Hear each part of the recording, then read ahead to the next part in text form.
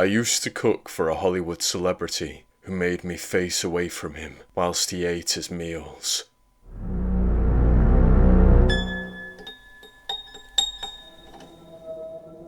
You must remain in the room whilst I dine, he told me 3 years ago. But face the wall, and do not turn around until I have finished. How will I know that you I will tell you, he brashly interrupted. And when I made the mistake of breaking his one rule, I saw something terrifying. I hate to disappoint you, but I won't endanger myself by naming this world-famous figure. I've been lying low since February, praying to never cross his path again. I moved from Los Angeles to Toronto, put more than 2,000 miles of deserts, mountains and woodland between that man and me. Yet I still feel watching eyes upon me, every single day. I fear that he hopes to silence me before I spill his secret. That's why I won't tell you to run from LA. Nowhere is safe from him. Instead, I'm hoping that putting this story out there will give him no reason to silence me. You're all about to learn the truth, so he'll have to tread carefully in the future, right?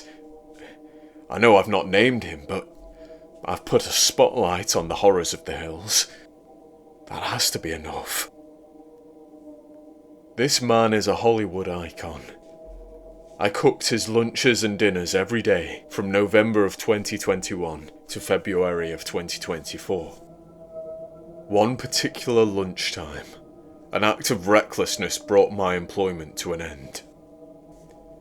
A flatbread topped with charred spring onions, chili flakes, and feta. That was the dish I served. A modest lunch for a self-proclaimed modest man. Perfectly ordinary food. I didn't serve the heart of a stillborn babe. Not the ribs of some famous rival. Just a light, nutritious dish to bridge breakfast and dinner. That day was the same as any other, so I don't know why I did it. Looked, I mean. I'd spent 3 years cooking for my client, and I'd never previously questioned his one rule. I hadn't dreamt of disobeying him, as he paid such a disgustingly inflated salary. But everything changed on an ordinary day in late February. I placed the flatbread on the table, walked over to the kitchen counter, then focused my gaze on the wall ahead. Twiddled my thumbs and waited patiently whilst my client took noisily into his meal. That was something I'd always noticed, the sound, the slaps and smacks of his lips, tongue and teeth meeting various food textures. I don't have misophonia, but that man managed to produce noises which utterly perturbed me. I don't care about those who talk whilst they eat. Don't even care about those who eat with their mouths open. No, the racket of this man's feasting disturbed me because it always sounded like more than one person eating. There were even the distant sounds of what I'd convinced myself were tiny voices, as if the man had spent 3 years sneaking friends into the kitchen behind my back, as if they were eating the meal together, speaking amongst themselves in hushed tones, muttering odd phrases. Not food reviews, but comments on culture, comments on countries and histories. This tells us that in the mountains of Malaysia, 400 years ago, the snippets of insights were always too quiet to fully distinguish. Of course, it was the wet sloshing and smacking that stole most of my attention.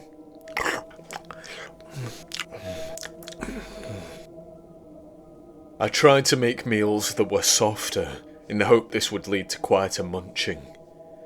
I served yogurt, risotto, and so on. no matter what I attempted, the sounds never lessened, and I knew that this was no mean-spirited joke. He wasn't sharing a meal with hidden guests, though I certainly wouldn't have been the first woman to find myself at the receiving end of his bizarre antics. Believe me, over the years I'd considered numerous scenarios in my head, but none of them felt right. None of them warmed my chilled flesh whilst that awful man ate. So I eventually broke. Something came over me. Madness, I suppose, born of years working in a draining environment. All for a healthy heap of books, admittedly, but enough was enough. I'd passed my threshold. The money no longer mattered. I had to know. I turned away from the wall.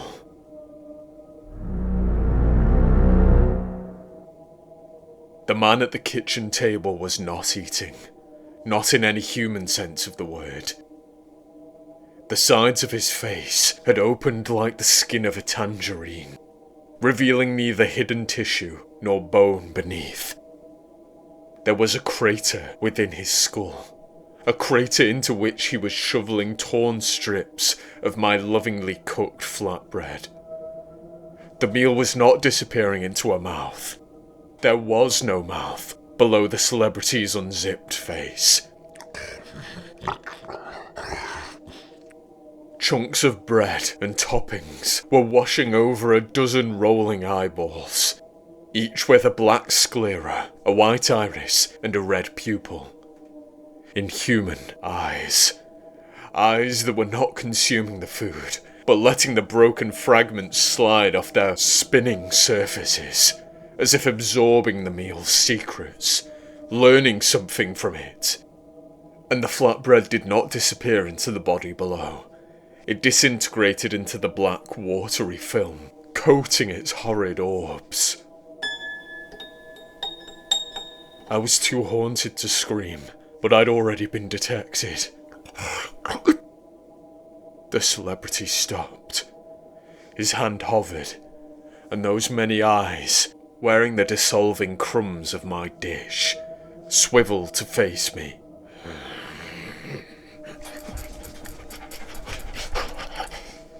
Then the man began to tremble violently, crushing the remaining handful of flatbread in the pit of his palm. I allowed my mouth to release a meek whimper as flecks of bread clattered against the china plate below. My eyes had already flitted towards the kitchen entrance and the lobby beyond. The front door was in sight, and my weak legs carried me towards it. But the man did not need to stand to pursue me. He punched his arm forwards, and a long reptilian tentacle tore through his open palm, escaped from its prison of human skin, then shot across the kitchen towards me. I was already crossing the lobby as the lunging limb hissed at me from its black scales. I felt the alien arm's stale breath against my back, cutting through my t-shirt, as if the very appendage itself had a mouth. That man, that thing, sought my flesh. Not to eat, but to wash over its many eyeballs. He wanted to study me. And as I thought of all the womanizing he'd done over the years, the many flings who'd come and gone, I wondered whether some of them had met a twisted fate. I fumbled with the latch for an eternal second, flung the door open, then triumphantly made it to the porch. But the fine prick of a sharp limb caught my spine as I stumbled onto the driveway, instantly stained my shirt with a staggeringly large pool of blood.